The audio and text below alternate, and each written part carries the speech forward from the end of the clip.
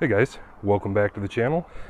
Some of you may not know this, but I'm sure in the background of my recent videos you've seen all these plants sprouting up. All those plants are actually weeds, and some of them are about 5 feet tall.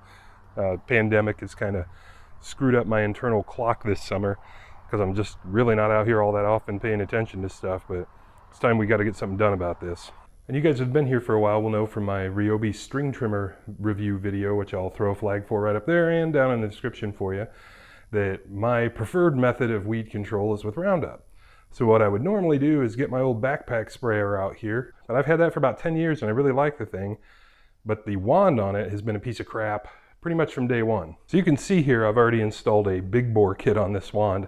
These things come with really flaky plastic valves that are just pieces of crap, and mine broke and fell apart. And it never put out much material anyway, meaning it just kind of sprayed slow. So when that all went to pot, I decided to go big or go home, and I sweat all these copper fittings together with this full flow 3/4 inch ball valve, and this thing straight up gets down now. The problem I have with the thing now is that this wand just isn't really as long as I would like. I would say this whole wand is, I don't know, 30 inches, something like that. So what I would like to do is take this joint back apart and throw this 2-foot long chunk of new copper 3/4 inch tube in there and give myself about a 40 inch wand, something like that.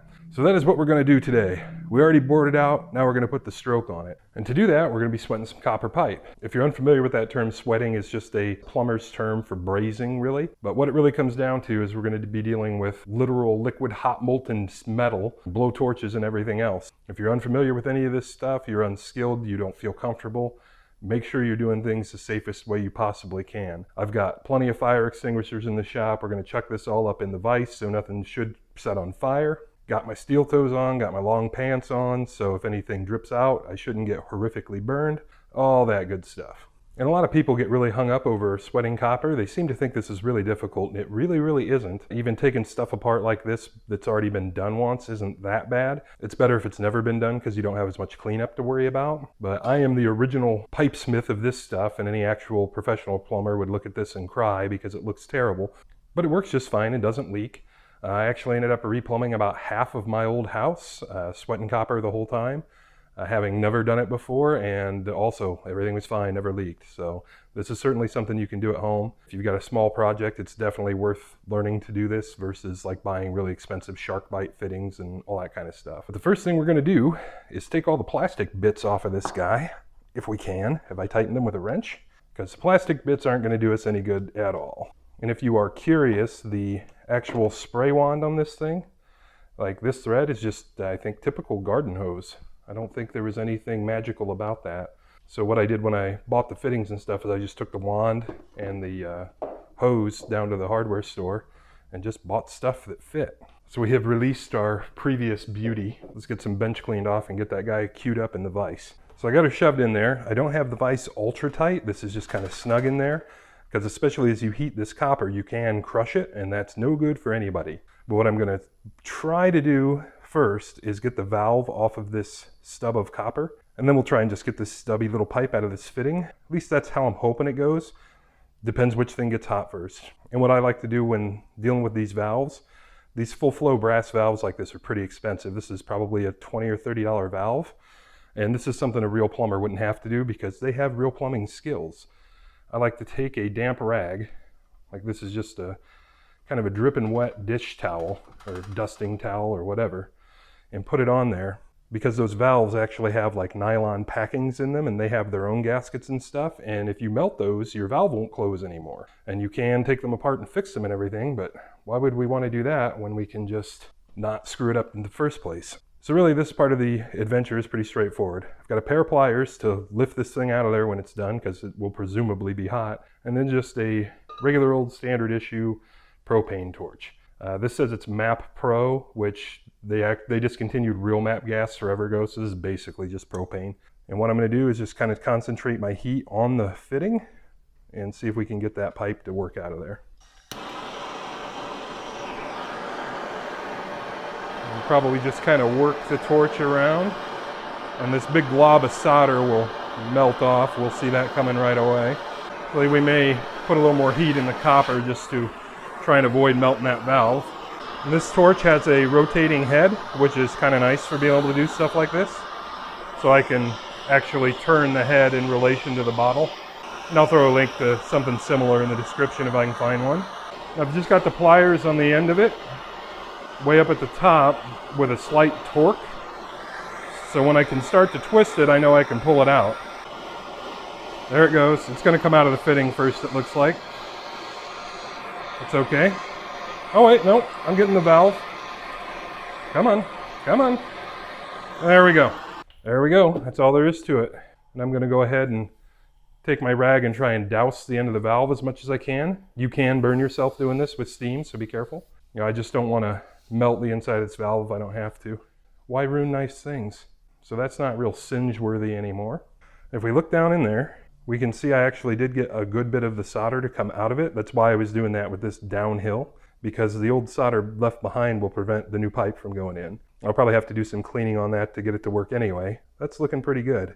And you can actually also see, if you look carefully, down in there around the outside, like that white color, that's a nylon seal for that ball. So when you turn this, that ball opens, and those plastic seals are what keep it from leaking.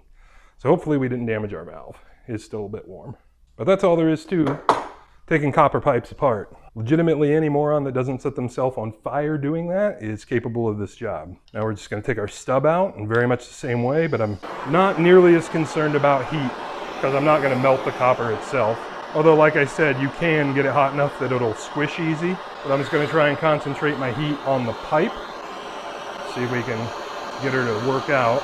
I can feel it getting loose. And you got to be careful here, because if you yank it out of there, you can splatter yourself with hot solder. So I'm just trying to be careful and easy. There we go. Done deal. That's going to be hotter than the hinges of Hell's Gate for a while, so we'll put him on our rag. You can probably hear I got plenty of heat in that guy. Got a good sizzle going. We don't care about that. We're just going to throw that little chunklet of copper away. Also, your pliers will be warm. That guy, I think I'm just going to leave alone to cool. If I grab that with pliers when it's hot, I have a pretty strong chance of deforming it, and then it won't take a new tube. And this is one of the ends of our brand new, presumably straight from China, copper pipe. What I have here to prep it is called a plumber's brush. I will throw you a link to one of these on Amazon, but I'll tell you straight up, these are usually the cheapest to Harbor Freight. They're like $3.99, and they are great for all sorts of things other than plumbing. These are good for battery brushes and automotive stuff. These brushes themselves are stainless, and they're pretty aggressive, so they're just nice to have. But they are pretty well sized for 1/2 inch and 3/4 copper. Like if you had a 1/2 inch, you'd use that hole, and this end is for 3/4. So hopefully we can stick our pipe in there like so. Just give her some nice turns. This one wants to go counterclockwise for some reason, doesn't really matter. And you can also use sandpaper for this if you don't have one of these brushes. We're just going to put it in there and give her some nice turns to take the shine off of this brand new tube. I don't know how well the camera will show it. It actually looks more shiny in the viewfinder and ultra out of focus. But what it's doing is it's actually roughing up the end of that copper, and that gives the solder something to hang on to. And these little pokey bits on the brush are for doing the insides of fittings. Like if I wanted to clean the inside of this pipe, I would do it that way. Second verse, same as the first here with the other end. We'll see if we can do it in focus this time. It's looking all right. Our valve is warm, but not stupid hot. And not wanting to fit. Check our other end. Not really wanting to fit either. That could be because of solder on the inside, or it could be because of the rolled edge. This guy's cool enough to try and clean, so we'll stick our pokey bit in there.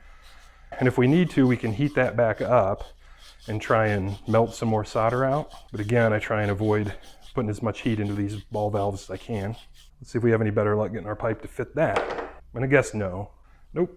There are proper deburring tools you can buy for this, which kind of run around the outside and do it for you. Ironically, I own one. I just don't think I have it here. So just gonna kind of go around it and see if we can knock that lip off. You can probably even see when I first get on it how rough the file is. Just knocking that burr down.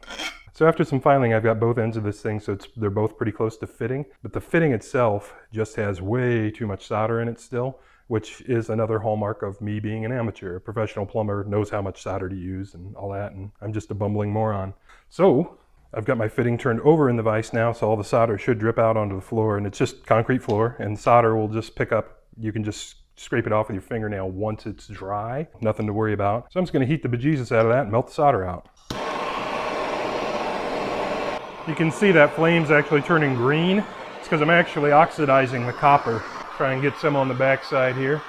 So if you've ever wondered and didn't know, that's why the Statue of Liberty is green and not copper. So after a little while, copper will oxidize and turn green like that, but remain structurally sound for a long, long time. So that is screaming hot, and I think that's probably the best I'm going to be able to do. Throw my damp rag on it, and I do mean throw because I don't want to steam burn. And I've been told that when professional plumbers are doing stuff, and if they have a little bit of extra solder that comes out of the joint, while it's still wet, the solder that is, they will take a dry rag and just wipe that solder off. Gives them a nice finished look that I'm not too terribly concerned about most days. You do not want to do it with a wet rag because you will burn the snot out of yourself, as you can pretty plainly see from all that steam. So I'm going to keep working on that until I get it cleaned out. You guys get the idea. So it actually looks like I managed to just straight up burn a lot of that solder away, but I still have some clumps. So I've just got a round file here, and I'm just going to work the edge of it just like that. Oh, I'll keep filing on that lip and we'll get her to drop in there. When you get these new from the store, they of course don't have this problem. And if you're just doing like onesie-twosie projects at home and you don't want to go through this hassle, these fittings are like $1 or $2 a piece. So maybe you just want to buy a new one. So what I've determined here after a little bit of filing and cleanup and eyeballing is this fitting actually is smashed. I think you'll be able to see it's kind of ovaled. And I could have done that just from too much heat or possibly when I assembled it, or who knows. So I'm going to try and strategically crushy smashy it in this direction and see if we get the pipe to go in. Again, copper tube, it doesn't take a whole lot to deform, so we shouldn't need a whole lot of force to do that. Let's hope we can make it work out. Got a regular pair of pliers here. I'm just going to go at it pretty carefully and just eyeball. Oh yeah, that's really soft. Try our tube. She's getting there. That's pretty close. And I bet if I were to hammer that together, it would go, but that's not how we want to do it, because that won't help us, and you'll see why later. Yeah, she's pretty close. So I think I'm just going to keep cleaning on it with a file a little bit, and we'll get her in there. So the file's working, but it's taken an annoying amount of time, and when I say that, I mean like 3 minutes. And since I have better tools, I'm going to use them. Got a die grinder with just a cutting stone on it. Sure, real plumbers that might see this are going to laugh at me for doing this. I'm sure there's a really easy way to do this that I don't know about. But this one I'm going to do today, and I'm just going to run it in there like so, pretty briefly, because this will cut through that copper like butter if I let it, so I need to be careful. So everybody cover your ears. I'll try to turn the volume down for you.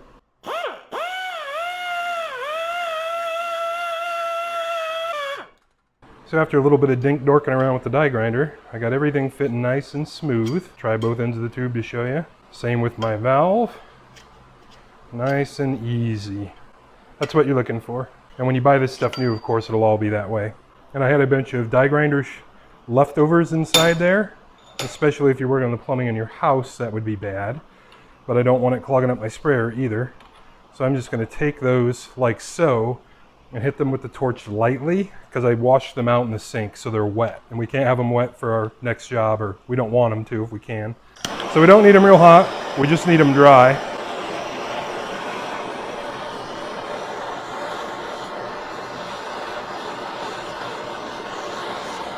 That is probably plenty.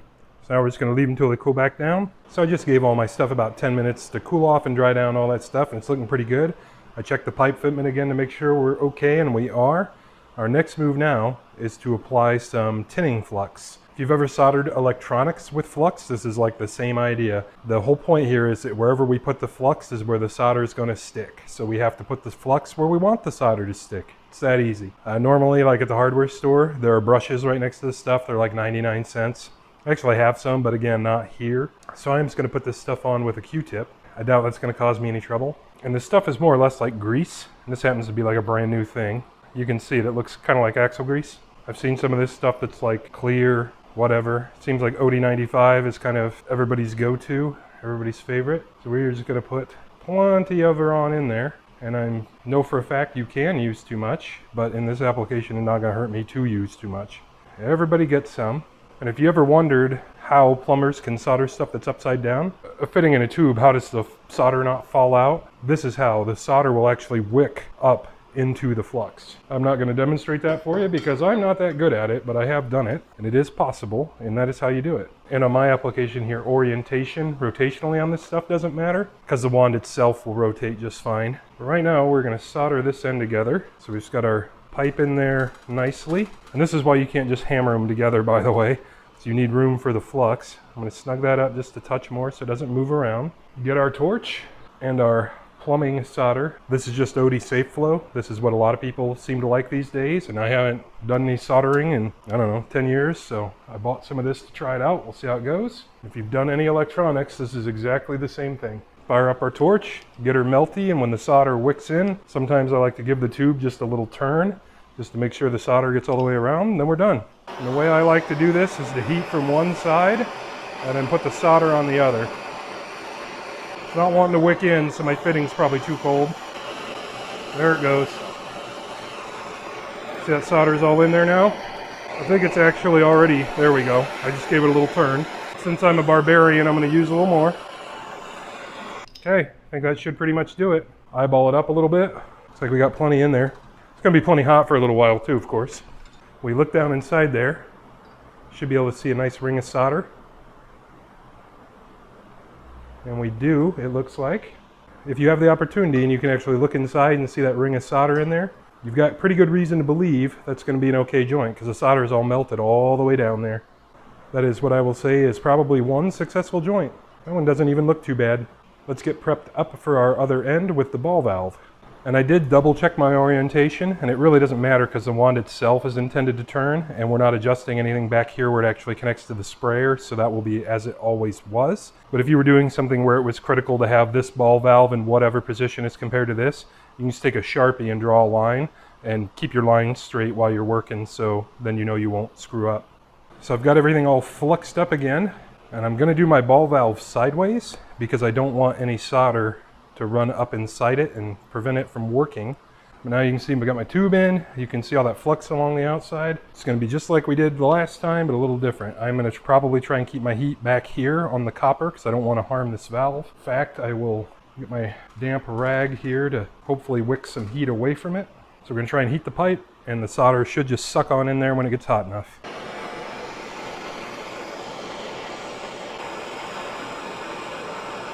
You should be able to see it wick on in. Just like I did on the other side, I'm going to turn it. Just like I did on the other side, I'm going to be barbarian and use way too much solder. There we go. That's all there really is to her. Drop our rag back on it so we have lower chances of melting our valve. And this OD solder seems to want to get pretty hot. Our valve body is pretty warm too. It's not hot enough to burn me, but it's warm. I think we'll probably be okay. And this one's not quite as pretty as the other side was. You can see I got a little too greedy and put too much solder in it, but I'd rather have too much solder than leaks. Well, that's it. That's the whole idea. She's done. I'm gonna take these terrible Chinese stickers back off of it and put the whole thing back together and see how we do. I'd say she's about 5 feet long now. And a comfortable distance, it's about as far as I can go out with the thing right there, and that's probably about 4 feet inboard. And we'll get you some footage of me using this thing. One thing I had forgotten about it is I really didn't give myself a handle. I had intended to cut some of this and move it back here so I had somewhere to grab. So it's like super uncomfortable to use. But the first thing we need to do before we can get you some action shots of this guy is go mow the grass. I know there are people from all walks of life that watch my channel. Not everybody has a house and all that stuff. But you want to mow your grass before you weed spray. That way you're not mowing over weed spray and blowing it out into your lawn. So gotta mow the grass, then we can get back to this. And if for some odd reason you want to watch me mow the grass, I got a video for that too, up there and down in the description. So I went out and sprayed the yard, and as far as our plumbing job goes, everything was a-okay. Splitting copper is really no big deal. It's kind of odd to me that I've talked to, several pretty accomplished, grown men that are hobbyists in all kinds of areas, and they're afraid of doing stuff like this. It really isn't that hard. If you have a minor plumbing project that you're trying to accomplish, this is certainly achievable by most folks at home with, let's say, 50 bucks worth of tools. I'll look stuff up and throw some links for you. As far as the actual weed sprayer end of things go, I've encountered a few design failures that I should have seen coming and didn't. First of all, that 2-foot-long piece of copper is pretty freaking heavy to have cantilevered out there off of your arm like that. That one should have been obvious to me, but wasn't. This is already V2 of this setup. That looks like there'll probably be a V3. The weight of that is even more compounded when you put water in it or weed sprayer solution in it. That's even more weight. And plus it tends to spray on for quite a while after you shut the valve off just because of all of that volume there. So as much as I hate to say the full 3/4 inch full flow and everything was a mistake, it may have been. I may want to neck that down in the long run. But I do know that there's going to be future revisions to this thing. And if you are curious to watch me spray weeds with this thing, I'll throw some footage on the tail of this video that you can go check out, which I believe will start right now.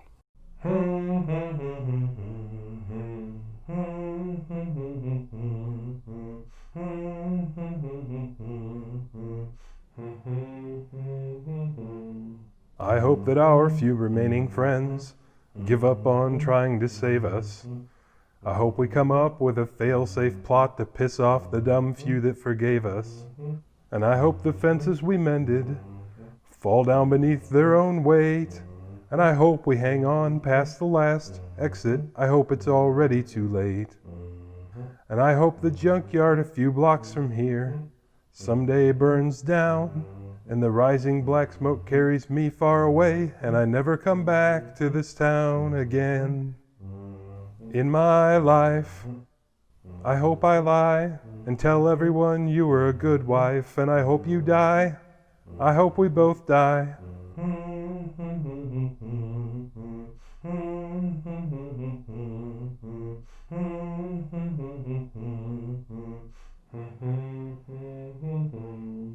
I hope I cut myself shaving tomorrow. I hope it bleeds all day long. They say it's darkest before the sun rises. We're pretty sure they're all wrong. I hope it stays dark forever. And I hope the worst isn't over. And I hope you blink before I do. And I hope that I never get sober. And I hope when you think of me years down the line, you can't find one good word to say. And I hope that if I found the strength to walk out, you'd stay the hell out of my way. I am drowning. There is no sign of land. You are coming down with me, hand in unlovable hand, and I hope you die. I hope we both die.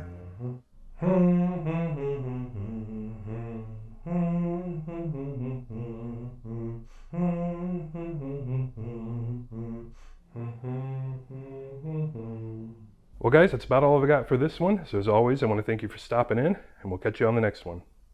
I'm Max, that's Saddington Bear, and we make videos like this all the time. Here are a couple links to some other videos we've made, and we really appreciate you guys stopping in.